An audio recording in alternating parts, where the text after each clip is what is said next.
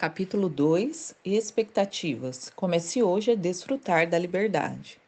No Antigo Testamento havia 252 leis que compunham o código obedecido pelos judeus. Já na época de Jesus, o judaísmo tinha quase triplicado esse número, eram 603 a quantidade de leis. Cerca de 100 delas havia sido escrita contra mulheres. Os fariseus eram experts em estabelecer dificuldades para as mulheres. Por isso, quando Jesus veio para libertar os cativos, como diz em Isaías 61, as mulheres eram muito provavelmente o grupo mais afetado. Jesus falou às mulheres com respeito e honra. As protegeu das acusações e perdoou seus pecados e demonstrou amor e afeição. Jesus simplesmente rompeu com todos os nãos que haviam sido criados contra as mulheres. Ele desafiou as regras impossíveis pelos homens. E um exemplo disso foi que Jesus ensinava na parte externa do templo, para que assim as mulheres pudessem ouvir e se unir a todos que estavam ali. Jesus chamou uma mulher aleijada à frente da sinagoga, numa área reservada apenas para os homens, e a curou. Ele também disse a Marta que o lugar de Maria era aos pés dele, não na cozinha, mesmo que naquela época ninguém ousasse ensinar as mulheres. Os rabinos consideravam que seria preferível queimar a Torá a ensinar as mulheres. Jesus, pelo contrário, inclui várias mulheres em sua equipe ministerial. Ele as toca e permite que elas se aproximem dele para serem curadas. E isso tudo acontece quando a mulher nem sequer podia conversar com o homem, muito menos atravessar a rua sem um véu que cobrisse a sua cabeça. Jesus falou às mulheres com respeito e honra. Ele as protegeu, perdoou e demonstrou amor e afeição a cada uma delas. O maior diálogo de Jesus registrado na Bíblia foi inclusive entre ele e uma mulher e com uma mulher samaritana, que era uma tribo considerada rival dos judeus. Além de conversar, Jesus ensinou a ela teologia, um tópico expressamente proibido a ser abordado por uma mulher. E não foi só isso, não. Jesus revelou a ela que era o Messias. E aquela mulher que tinha uma longa lista de atos considerados bastante condenáveis, passou a ser uma mulher que falava de Jesus a todos os samaritanos. E em nenhum momento Jesus pensou que já havia rompido regras suficientes e ensinando muitas coisas àquela mulher. Não. Ele viu a mulher samaritana não só uma aprendiz, como também uma pessoa que podia propagar o seu ensino a outros. E ela foi uma das primeiras missionárias que nós temos notícia. Outro ato que Jesus jamais poderia ter sido imaginado na época foi a primeira aparição após a ressurreição. Jesus confiou esse testemunho da ressurreição a mulheres, como Maria Madalena. Ao fazer isso, ele quebrou o maior paradigma de todos. Ele permitiu que uma mulher falasse sobre Deus e anunciasse a salvação de um Cristo ressurreto. O mais incrível de todos os atos que ele fez foi subir aos céus, preparar para nós um novo lugar para nos relacionarmos com ele. E Jesus subiu aos céus e nos preparou e nos prepara um lar eterno. E é por isso que a igreja deveria ser o lugar mais seguro, mais livre e mais empoderador para as mulheres de qualquer forma e para qualquer pessoa. E hoje, uma mulher pode crescer e se tornar praticamente qualquer coisa que ela quiser. Comandante espacial da NASA, como foi o caso de Colin, secretária de Estado, como Condessa Rice, ou uma das 500 maiores CEO do mundo, como Anna Mulcahy, da Xerox. Pode ser rainha da Inglaterra, como a Rainha Elizabeth. Pode ser a primeira-ministra de uma nação, como Golda Meir. E também pode ser presidente do Supremo Tribunal Federal, como Carmen Lúcia. Ou até âncora de uns programas de televisões mais vistos do seu país, como a Glória Maria. No entanto, infelizmente, ela não pode ser ministra eclesiástica ou mesmo mestre em algumas igrejas e religiões cristãs. Hoje é dia que Jesus escolheu para te mostrar algo que ele já fez por você. Além de escolhida, você recebe autorização do céu para se destacar e até liderar. E como fazer isso? Como refletir a imagem que Jesus nos deu? Seja livre da perfeição. 1 Samuel 1, de 4 a 6 e de 9 a 11 diz: No dia em que Eucana oferecia sacrifícios, dava porções à sua mulher Penina e a todos os filhos e filhas dela. Mas a Ana dava uma porção dupla porque a amava, e apesar do Senhor tê-la deixado estéril, e porque o Senhor a tinha deixado estéril, a sua rival a provocava continuamente a fim de irritá-la. Ana se levantou e, com a alma amargurada, ela chorou muito e orou ao Senhor. E fez um voto dizendo: Ó Senhor dos exércitos, se tu me deres atenção à humilhação das tuas servas, e lembrares de mim e não te esqueceres da tua serva, mas lhes der um filho, então eu dedicarei ele ao Senhor por todos os dias da sua vida. O mundo estabelece um padrão inalcançável para as mulheres. A mulher tem que ser linda, bem-sucedida, ela tem que ser fitness, ela tem que ser segura, ela tem que ser feliz e por aí vai. E ela tem ainda que dar conta da casa, dos filhos, do marido. Ela tem que ser inteligente, ela tem que ser emocionalmente estável, ela tem que ter autoestima elevada, tem que ser mulher maravilha, ela tem que aprender a voar e, se possível, ser magra. Ou seja, o mundo diz que você precisa ser perfeita. No tempo de Ana e Penina, uma mulher só alcançaria essa tão almejada vida perfeita se ela fosse mãe. Ela podia ter tudo, no entanto, se ela não tivesse filhos, ela era imperfeita e incompleta aos olhos da sociedade.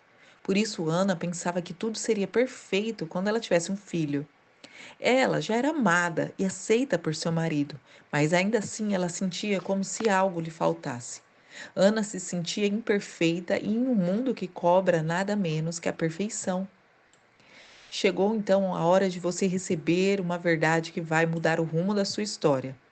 Deus não espera que você seja perfeita. Pelo contrário, ele já conhece as suas imperfeições. Deus sabe que cada até uma das personagens bíblicas, como Ana, você já chorou muito e orou ao Senhor pedindo a Ele que lhe entregasse aquilo que faltava para preencher a sua caixinha, entre aspas, de perfeição. Mas eu tenho que dizer, esse dia nunca vai chegar. Pense comigo. Os nossos defeitos são diretamente associados à nossa dependência de Deus. Se fôssemos tão perfeitas como gostaríamos de ser, por que seria necessário o sacrifício da cruz? A quem muito foi perdoado, muito ama. Lucas 7,47. Nossas imperfeições não nos afastam de Deus. Na verdade, elas nos guiam a um caminho de dependência dele. Não sou uma pregadora perfeita e às vezes digo coisas da forma errada e às vezes acho que Deus está falando comigo e no fundo sou eu mesma. Quando meu marido me vê pregar no final do culto, ele já me aproxima dizendo: Pode dizer, eu sei que eu errei. Eu falei besteira? Eu não sou perfeita mesmo, eu digo a ele. Eu não devo pensar que Deus só me aceita se eu tiver um desempenho perfeito. Eu faço o meu melhor e depois descanso, porque nada pode mudar a minha identidade de filha, filha de um pai que me ama.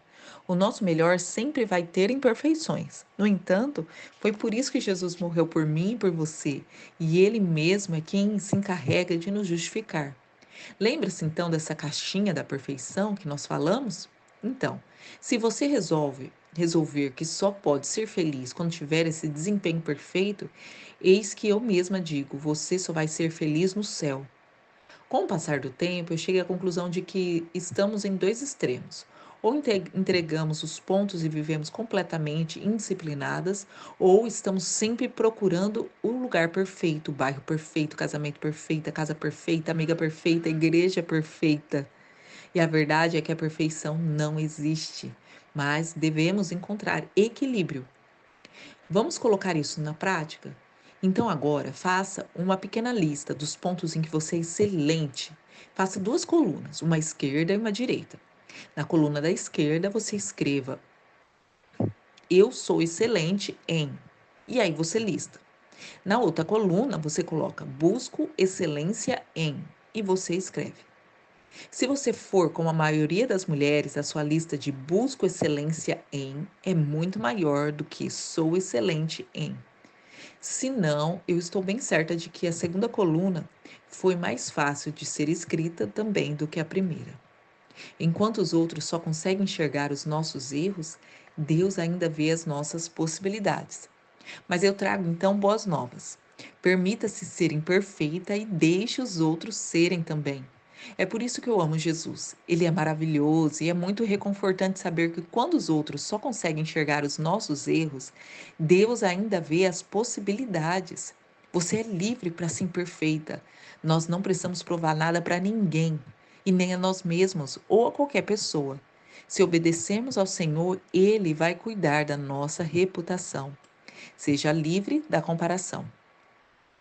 Em 1 Samuel 1, de 1 a 20, nós lemos boa parte da história de Ana e amostras de como ela vivia e também sobre as intrigas que tinha com a outra esposa do seu marido, que chamava-se Penina.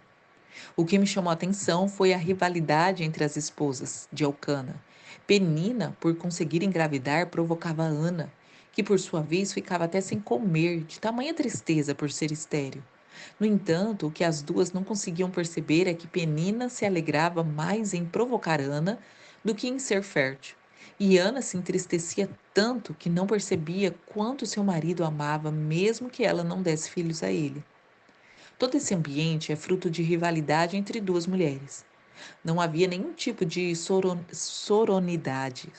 Soronidade é uma palavra que vem do latim soror, traduzida por irmãs. Assim, ter sororidade significa desenvolver irmandade, empatia e união entre mulheres. Então, é entender a dor e os motivos da outra, antes de apontar o dedo e acreditar que juntas são melhores, mais fortes e mais capazes. Na sociedade hoje brasileira, principalmente, as mulheres não costumam ser ensinadas a ser sonóridas. Sempre escutam que mulheres juntas não dão certo, mulheres trabalhando juntas dá briga e pior, só fofoca. Já acreditamos desde muito novas, até mesmo que não existe amigas que não tenham uma pontinha de inveja uma da outra. Competição é sempre. Então essa palavra sororidade vai contra isso e promove uma união linda e bem singular, a famosa fraternidade existente entre os homens, que protegem uns aos outros com muita facilidade, o que os torna mais parceiros entre si. Já é tempo então de acabarmos com esse estigma de que mulheres é assim mesmo. Sogra e nora estão sempre brigando pela atenção do filho e do marido? Filhas brigam pela herança dos pais? Mães brigam com seus filhos para que tenham o melhor papel no teatro da escola? Colegas trapaceiam por uma posição no trabalho? Amigas disputam a amizade de uma terceira pessoa? Mulheres preocupadas em ter o vestido mais bonito da festa? Não, não fomos criadas com esse espírito de arrogância e competição que nos cerca. Juntas somos melhores, mais fortes, menos frágeis e mais capazes. As mulheres que você conhece não são inimigas, elas são suas irmãs. A vida não é uma grande competição na qual só uma pode ganhar o primeiro lugar. A vida é muito mais que isso. Muito mais do que desempenho, do que disputas ou qualquer outra coisa. É sobre fluir nos relacionamentos, não sobre vencer aquelas que estão ao seu redor. O que você não tem faz você achar que é outra, é rival. Então nós caímos nessa armadilha da comparação porque achamos que a vida é uma competição. Eu tenho um desafio para você. Pense em algumas mulheres que são extremamente importantes na sua vida e hoje decida honrá-las de alguma forma. Pode ser uma mensagem, um presente, uma carta. Nós devemos fortalecer umas às outras e não denegrir umas às outras. Devemos nos apoiar, respeitar e amar. Escreva então. Escolha 5 mulheres e expresse a elas o quanto elas são especiais. Escreva num papel o nome delas e por quais os motivos elas fazem parte da sua lista de gratidão. Depois, compartilhe esse desafio também com que outras pessoas possam fazer o mesmo. Eu tenho a certeza de que você irá girar uma corrente poderosa de gratidão, gentileza e solidariedade. Então, não se esqueça, Faça uma lista com 5 nomes de mulheres, na frente do nome delas, os motivos pelo qual você é grato pela vida delas e faça isso desenvolvendo uma ação. Dê um presente, escreva uma mensagem, mande uma lembrança, alguma coisa que vai trazer honra a essas mulheres. 2 Coríntios 10:12 diz: Não temos a pretensão de nos igualar ou de nos comparar com alguns que se recomendam a si mesmo. Quando eles se medem e se comparam consigo mesmo, agem sem entendimento. Cada um examine os seus próprios atos e então poderá orgulhar-se de si mesmo sem se comparar com ninguém. Gálatas 6:4. Ana comparava sua vida com Penina. Ela pensava: se eu tivesse filhos, eu seria feliz, completa e realizada. Enquanto isso, Penina comparava sua vida com a de Ana. Ela pensava: se Eucana me amasse como ama a Ana, eu seria feliz, completa e realizada. A verdade é que as coisas, se elas fossem exatamente do jeito que elas desejavam, ainda assim se sentiriam infelizes, incompletas e não realizadas. Nesse nosso contentamento deve estar Jesus. Então, independente das circunstâncias, quando estamos presos aos vícios da comparação, não vamos conseguir ter contentamento na vida. Somente podemos comparar coisas, nunca pessoas, porque absolutamente ninguém é igual neste mundo. Deus não nos fez em série. Somos, então, uma formatação exclusiva e única. O nosso DNA, nossa impressão digital. Você pode ter uma irmã gêmea e, ao mesmo assim, ela não vai ser igual a você. Ninguém pode viver a sua história, trilhar o seu caminho e ter a sua vida. Se nem os dedos da sua mão são iguais, por que você quer ser igual aos outros? Deus nos diz que é estupidez nos compararmos com os outros. É pura tolice. Todos nós somos diferentes. Quem se compara com outros age sem entendimento. Nós vivemos em um mundo tão opressor que muitas mulheres, para se sentirem especiais e aceitas, acreditam que precisam ser como outras, não como elas. E é uma ditadura de cópia. Você não precisa viver essa agonia de expectativas irreais. Deus não criou você para ser uma cópia. Ele a criou para ser você mesmo, original. E a beleza em ser você, a autenticidade em ser quem você foi criada para ser. Você pode ser até inspirar outras pessoas, mas você não foi chamada para ser ovelha Dolly, não. Para quem então você fica se comparando?